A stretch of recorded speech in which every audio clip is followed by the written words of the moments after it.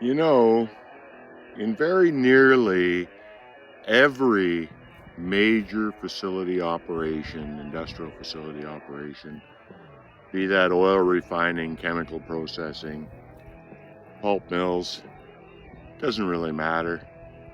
And it probably pertains to a whole lot of large corporate enterprises outside of my direct experience. But on any given day, throughout those facilities, there are direct team-on-team conflicts taking place, basically around the clock. Basically, every single team will be involved at one level or another. And without question, these internal corporate conflicts dramatically impact the bottom line. And I'm not sure how anybody could expect that would be in a positive way.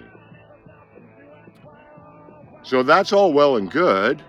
And when a new leader learns these facts about the operation they've taken on, the first thing that often pops into people's minds is, well, I got to get to the bottom of this. I got to find out who is responsible.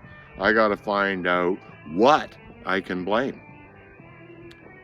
And, you know, that's a dead-end street, because those aren't even the right questions to be asking.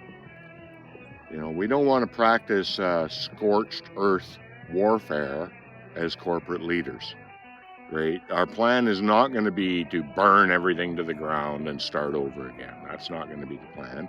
The plan is, as we've stated to our shareholders over and over and over again, we will apply continuous improvement.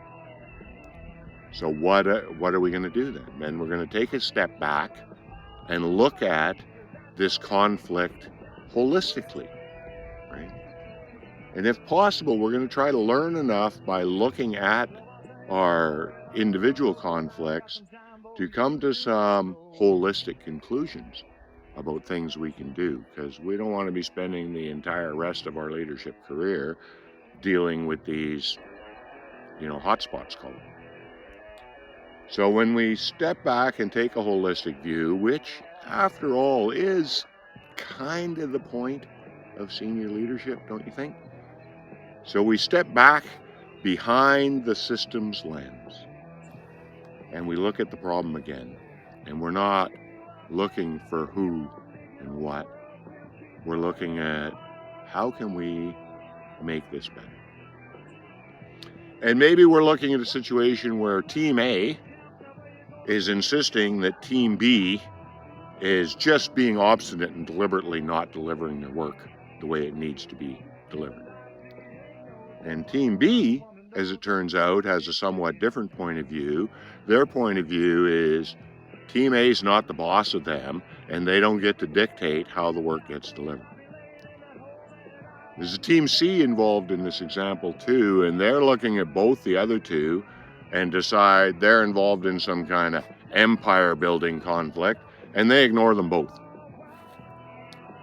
Well, if we now analyze that, just pull out one point of conflict, let's say it turns, to keep it in language that I use regularly, let's say that what you discover is Team A is talking about a specific way of job planning.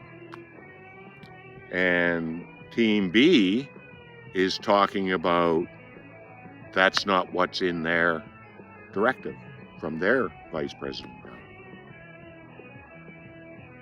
And if you get to looking at that, you'll find both teams are telling you the truth. And that might inspire an inspired leader to think, there's a problem here in this matrix managed self-directed team concept. But I don't want to burn down the concept. I just want to take from this lessons learned and tweak that in a continuous improvement kind of way.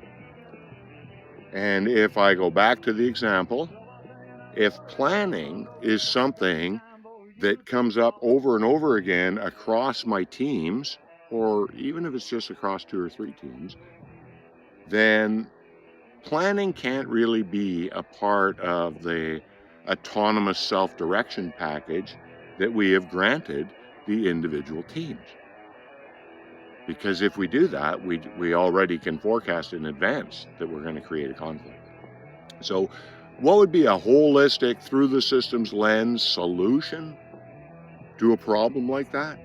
And it would most likely solve a whole bunch of problems that you haven't got around to looking at yet as well, is the actual pillar of excellence or cylinder of excellence or self-directed team that you're looking at should have full autonomy over those parts of the work that really make that team exist in the first place. Those parts of the work that are absolute specialty. The reason why we have an independent team with its own vice president is because this is specialty work. Over that, they should have autonomy. But it is a leadership prerogative to be aware that within each of those pillars, some work is completely in common.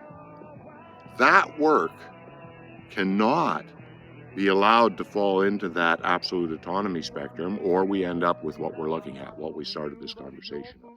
So what we need to do then is just identify the work of commonality, pull that out, bring it up to our level, put it back in at the operational management system level, and make it a standard or a policy or a practice or, procedure, whatever it happens to be that we're looking at, make that universal.